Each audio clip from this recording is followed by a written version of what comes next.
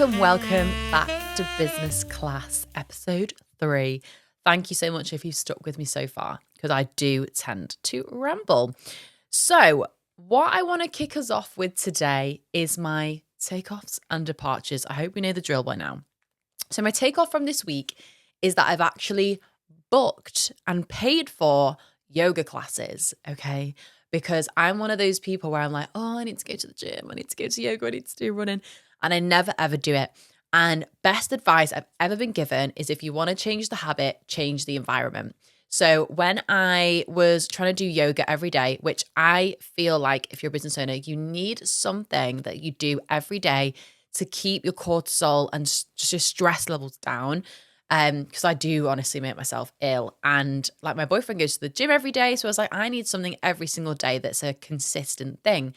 But I was like, okay, I've got a yoga mat. I can just do yoga in my dressing room every morning. But we don't do it because we have the option of just staying in bed. And it's like a delayed gratification. There's not like an instant dopamine effect from doing yoga. Whereas if you buy clothes, we get like an instant dopamine hit. And we're like, oh my gosh, we bought clothes. I'm so excited for them to come. But when we're doing stuff like going to the gym, there's not an instant goal. There's not an instant reward. So there's not enough of a why for us to do it. So for me, I was like, okay, the only way I'm going to get to yoga every day is if I actually pay and book for classes, because I am not losing out on that money. So I actually did it. I actually went to the classes. I sweat so much. It was hot yoga.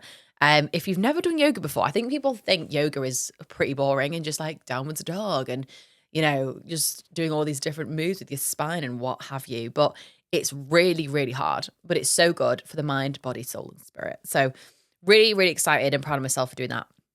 My departure this week is that we have a client that won't pay us at the minute. Absolutely won't pay us and may need to get legals involved. And I feel like that I wanted to mention that because who mentions that, first of all?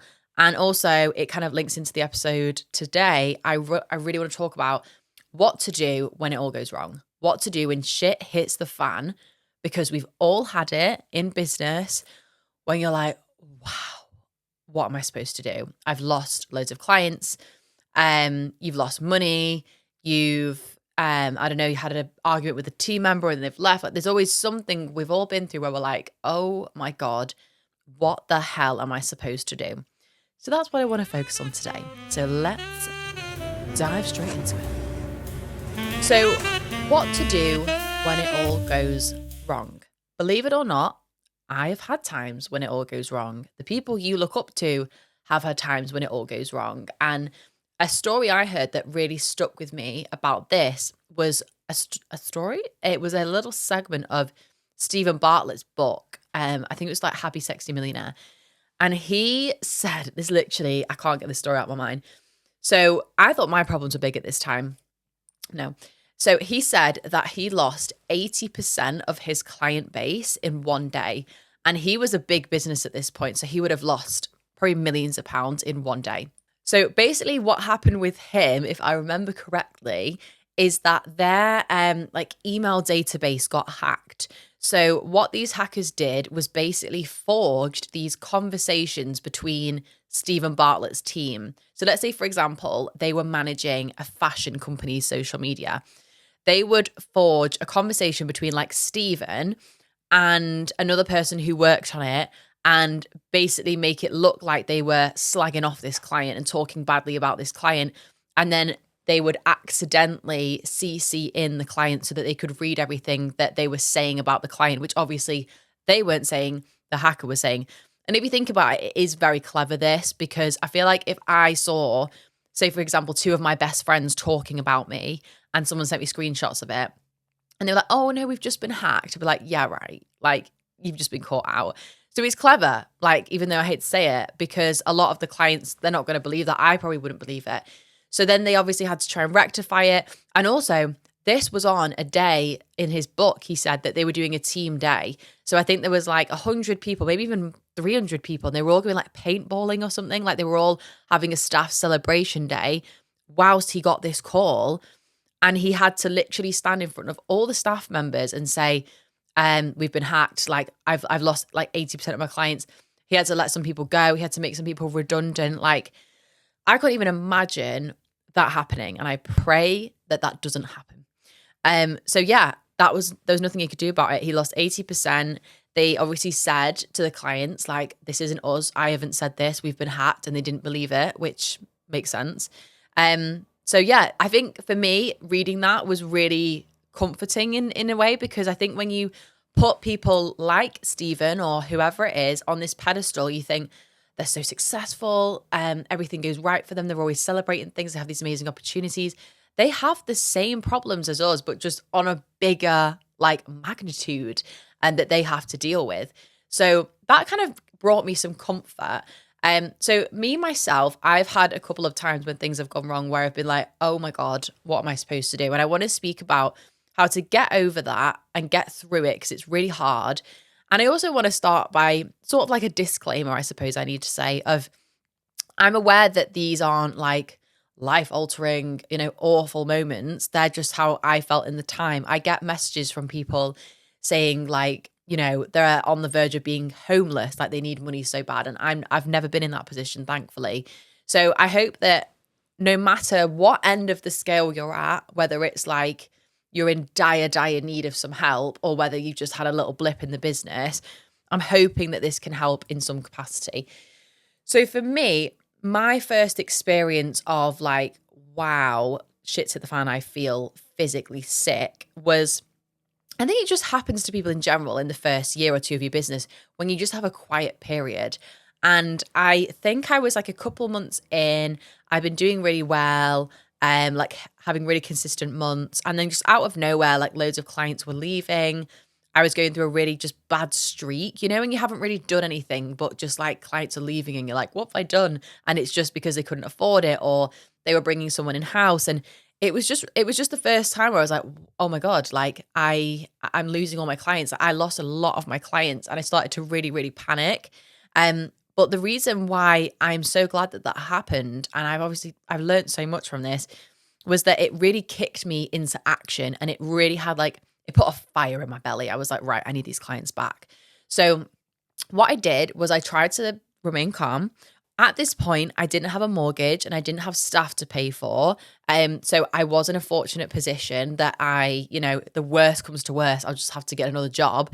I know now the feeling of having to have, pay a team and have a mortgage is immense. So what I did was I made a mind map of basically all the ways that I could make money. Was it going to be through memberships? Was it going to be through getting paid from TikTok, sponsorships? Could I knock on people's doors? Could I outreach to people? Like, there's just so many different avenues and ways to make money that you only think of when you're in a desperation, like you're in a time of being desperate. And I literally just put together a 30-day plan of like, right, I need to take this seriously. I need to do all of these things. I put it in a 30-day plan. And then I also said to myself, I'm going to post a reel on Instagram every single day for 30 days. Because when this happened, I think it was like 2021, 2022. Instagram was obviously huge at this point, but I feel like Instagram reels weren't massive at the time. Like, people were just getting onto them and just growing. So I was like, right, I'm going to take this seriously. I'm going to post valuable content every day. And at the time, in that 30 days, I reached 1 million people, which, I mean, that's a lot of people. I feel like we obviously hit bigger numbers now because we focus on going viral. But at the time, to me, I was like, 1 million people, that's huge. And I got so many inquiries through, so many people that found me. I think that's how Netflix found me. And that's how we got our first big client.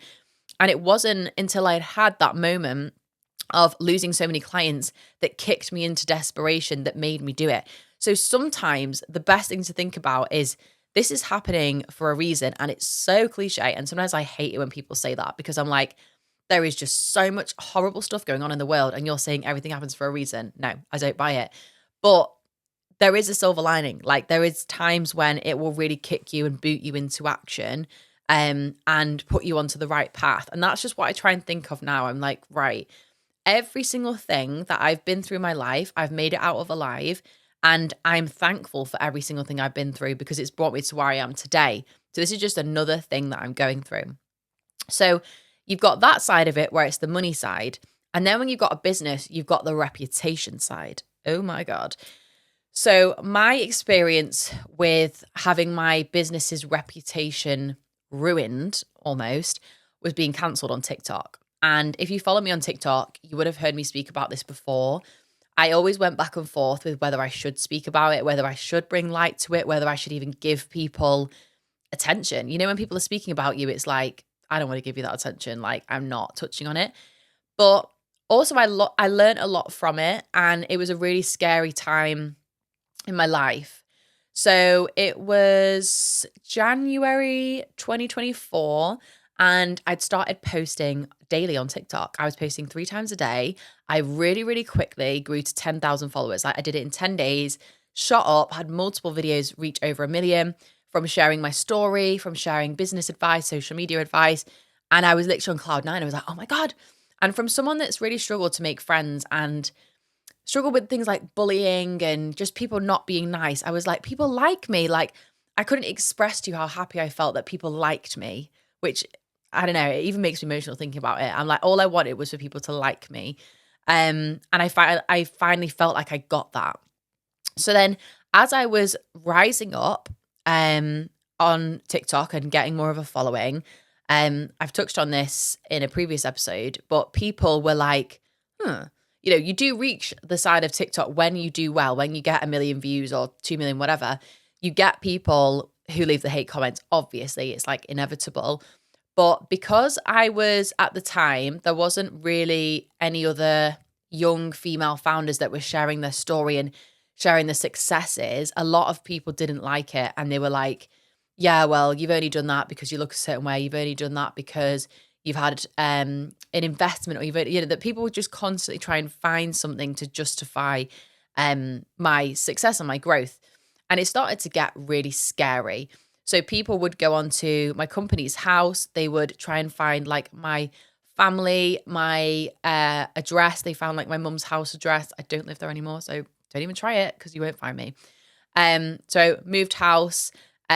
People that I knew from school were like making things up. They were adding fuel to the fire. And then I had a girl make a video about me, basically slating me as a business owner, my ethics, my team. I had to just sit there and was gobsmacked. And it was flooded with comments of people saying, wow, like I knew this was too good to be true. I knew that Vicky wasn't who she said she is. I knew that her business wasn't what she said it was. And it's so bad that we live in like a cancel culture. People are waiting. It's like any founders that are new to the scene that are doing well, like I'm sure we can think of like 10 people that are doing well right now. People are jumping on it, waiting for them to mess up. And they're like, knew it. I knew she'd do that. I knew it. And they're just waiting to tear someone down. And it was so scary being on the receiving end of that. And I messaged this person and said, I'm really upset. I'm scared. I'm getting death threats. Please, can you take this down? If I've done something wrong, I'm sorry. Like, educate me on it. Speak to me about it. She just read it and completely ignored it. And I was like, wow. Okay. So I then completely went in on myself. I didn't want to post. I was getting comments. I was getting messages. I was getting people email, our work email, who had previously applied to work, not with us, for us. So like when I was hiring, people had sent their CVs in. People were retracting their CVs and saying, I don't want to work for someone like you. I don't want to work for a company with these ethics, from ethics that someone had just completely made up and put on the internet with no context. And it felt horrible. And I was like, have I said something wrong? Have I offended people? Should I be sharing my business journey? Like, is it upsetting people? And I am someone that really retreats or retracts even back to previous experiences when something goes wrong. So I went from being really confident and really outgoing and really proud of myself, what I've achieved, to retreat. I don't know whether it's retreating or retracting. I'm going to say retracting. That feels right to me. I went to retracting back to my old high school self who was terrified, who felt like she was annoying, who felt like everyone hated her. And that's just instantly what I believed. And I feel like if that happened today, I would have dealt with it a lot differently, and I would have stuck up for myself and just said, you know, like, if for the people that know me, that is not how I run my business. and just stood up for myself and my values and what I believe in more rather than just let people talk about stuff. I just was reading through all these comments where people were just making up lies. Like people were saying, I worked for her and she like spat on her employees. I worked for her, blah, blah. I was reading all this like, what is going on? It happened faster and faster and faster. And I was absolutely terrified. I was like, what if clients see this? What if future clients see this? What if no one wants to work for me? All from just posting videos about my journey online. Like it was insane.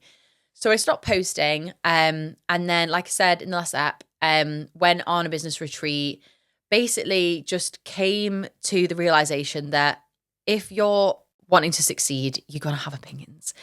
And that just really struck a chord with me. It was like a light bulb moment where I was like, these people that I look up to get this every single day and they just carry on with it. So that's just something that I had to learn, and it was not an overnight process. And even now when I post things, I still have a bit of like, is there anything bad anyone can say about this? And I get terrified that it's going to happen again, but I know I deal with it differently now.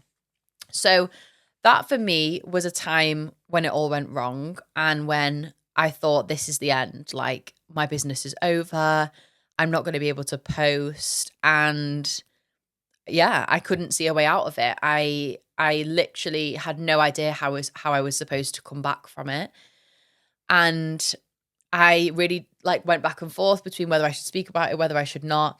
And I had a few months where I didn't really post. I came back, just posted really basic vanilla content like spend the day with me or like here's 3 ways to grow on social media. And it just wasn't me. I love to speak. I love to help people. I love to share my journey. And I couldn't do that anymore. So when I came to this realization of I'm going to either be boring or I'm going to be myself, and some people are going to hate me, some people are going to love me. And I just did it. And I made the video. It's still there on TikTok about being cancelled and how I felt. And it got nothing but love on it, which really gave me some reassurance. And now I just post whatever I want. And if people hate it, they hate it. But I'm always going to be very secure in my values and what I do and what I stand for as a person. So I think that for me was 2 big moments that really shaped me as a business owner. And when you're in those times, you cannot see a way out of it and you cannot see anything positive to come from it. Like, can you actually imagine the whole internet speculating things about you? It was horrible, like absolutely sickening. But I've learned so much from it, and it's given me thicker skin. It's changed my expectations, and it's also made me just rethink social media in itself. Like I used to spend so much time, like say if someone commented something, I'd constantly be like, I don't do that, do I? Or like, why have they said that? And I'd overthink it and I'd get upset. Every single time someone comments on your content, it's always from a faceless user, or it's always from someone that has like a really weird profile picture and like 3 followers and is on private. Like it's never a person saying it with their chest. And I think it's just thinking about who you want to give your energy to and who deserves your time. And when I think about the people that I look up to and that I surround myself with, they would never in their wildest dreams be commenting on anyone's post, putting them down, finding faults in what they do. They'd only be commenting love, or they'd be commenting nothing, because half the time we don't even have time to see other people's content and comment on it. So I think it's when I shifted my mindset like that, it doesn't affect me as much anymore. Obviously, it still does. And if you catch me on the wrong day, it's not nice hearing, speculations and things about you. But 9 times out of 10, it's from a nobody. I even get people say, I've been in business for 25 years and I do not agree with how you run a company. And they'll have no profile picture, nothing to show for it. And I just be like, all right, Jill, like jog on. I have no time for this. People can be constructive. If you want to talk to me about something, talk to me. Like I want to learn. And I think that as well made me be really scared of being vulnerable, because I'm 24. Like I've not run a team before. I've not run a company before. I didn't even know what a VAT return was a few years. Like I didn't know any of this. And people, I think, like to play on that and be like, she doesn't know what she's talking about. But really, like, who does? No one knows what they're talking about. No one really does. So they're my examples. I've had some other ones as well that I feel like I don't really feel comfortable speaking about, just like for other people's like respect and privacy and things like that I won't talk about. But yeah, I think that there's things that come up literally like once a month where I'm like, oh my God. But you've just got to think about the worst case scenario. And for me, worst case scenario is that you lose your money, or you have to let some of the team go, or your reputation's a bit damaged. But there's ways that you can come back from it. And I feel like I really do want to help people when they are at that point of, like, I have had messages before, really desperation messages, like, I need help, I don't know what to do. And I feel like it's really hard to comment on that if I've not been in that situation. But all that I can say is that hopefully it gives you the fire and the drive to do it. It's like a slap in the face. Like when you get that realization where you're like, it could all be gone tomorrow. And I think that's the scariest part of owning a business, is that it can all be gone tomorrow. Like there's no security in it. And I was really lucky that when I started my business, it was after COVID. I didn't have a business in COVID. And I would love to know from anyone that did how that affected you, because I saw a lot of people, it massively affects you.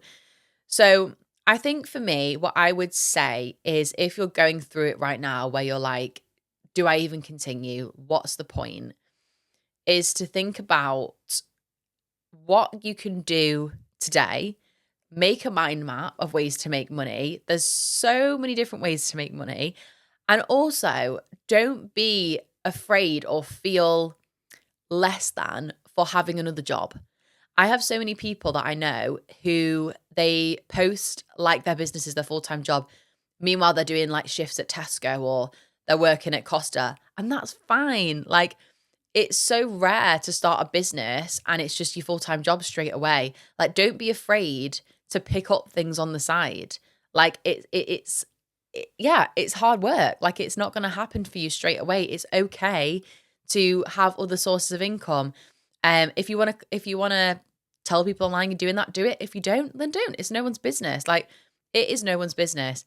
And I think one of the things for me that helped me out a lot with when I am having times where we might have a bad month, we might lose clients, I might have a client who's just a nasty person to me and it really gets to me, is just thinking about everyone else goes through it, but not everyone shares it. Like, they really don't.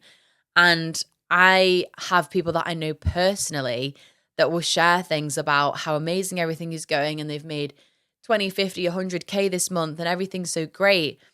And I'll see the other side of it and it looks nothing like that at all. So nothing is real. Like, what people are sharing isn't real. And I, of course, share my highlights on social media because I'm so proud of them. But I think that there's a lot of people who feel ashamed to post when things aren't going well. And I get that. And there's many reasons why I can't share everything. First of all, some things are very personal. You can't go online and be like, I'm having, a dispute with my client and their name is whatever, because that's personal. You don't want to air your dirty laundry. You don't want to air your dirty laundry on social media. So that's the first thing. The next thing is, people don't share it. And why sometimes I don't share it is because you are thinking about the reputation of your business. If I went on every week and was like, oh my God, I'm dealing with this rude client and she said this and I said that, blah, blah, blah. That, if I was a client, is a bad look. I don't want someone constantly slagging off their clients, speaking negatively about their clients. And then I'm also thinking, well, why are you losing these clients? Is it something that you're doing? That's why a lot of people don't share it, because why would you want to share that?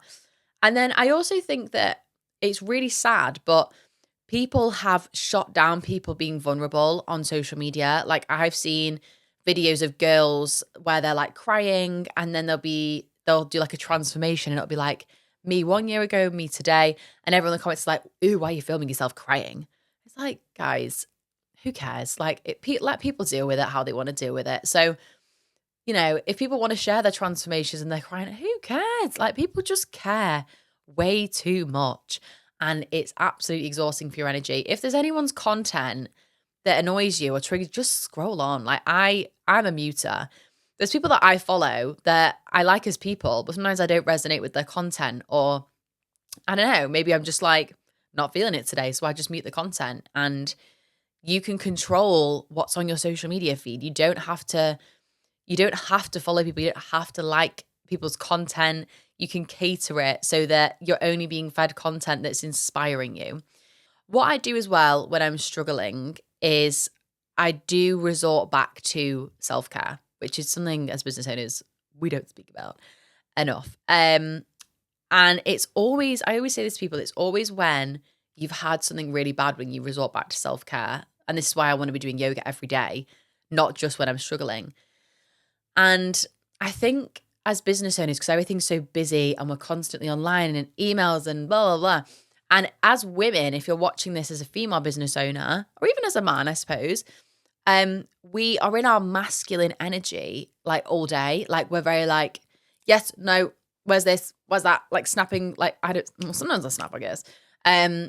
We're not in touch with our emotions. We're not soft energy. It's like hard. It's like, don't show emotion in business. Don't cry. Don't do this. Don't do that. And especially when you're dealing with difficult stuff in business, you just want to get home and be like, oh, I just want to be a girl. I just want to sit and watch Disney Channel. So when I'm going through it, I try my best to prioritize self-care and book in yoga or just do yoga or even just breath work or reading or something to just take your mind off of it. And hopefully you've all got at least one person that you can speak to about this that understands it. So it's finding what works for you and just feeling things. And it's okay to feel things, and we don't have to always be put together. Like we can have a cry. It's so good to have a cry. So it's just finding what works for you, and sometimes just having a cry and accepting that things are shit. And when I'm having a difficult month, because I am very, very hard on myself, every month I'm like, we have to have the best month yet. And then we have to beat that. And then we have to beat that. We have to beat that. And if I ever have a month where it's not better and it goes down, I'm like, right, I'm doing shit. Great. Like I really go in on myself when I'm still like, wow, I've done a lot there, but it's not better than last month. Think about other businesses, like big businesses like John Lewis. I don't know why I've got that. John Lewis, Jellycat. I love Jellycat. Those businesses never have months where, I mean, rarely, unless they're like on the rise, they never have months where it's the best month yet, the best month yet, the best month yet. Every single company has months that are lower, and it's even a seasonal thing. So, like Starbucks, their sales might go up when it gets to like Christmas time, when the Christmas drinks come out, and then they'll dip maybe in the summer when people don't want hot drinks.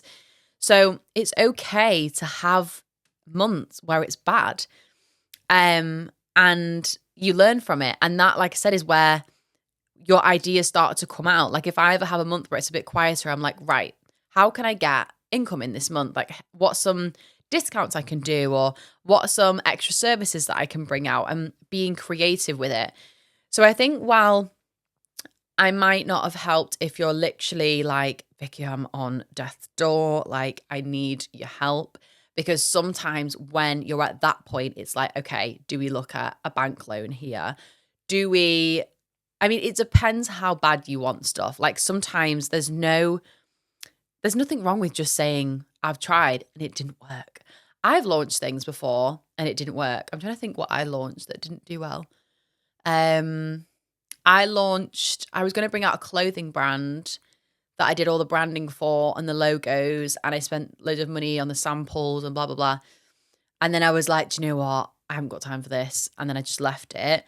But in terms of stuff that I've actually launched that hasn't done well, that I maybe haven't spoken about before, I launched the Academy, which for us is like a monthly subscription. And I was like, okay, I'm going to think of something that's like a small monthly cost where people get to learn about social media every month.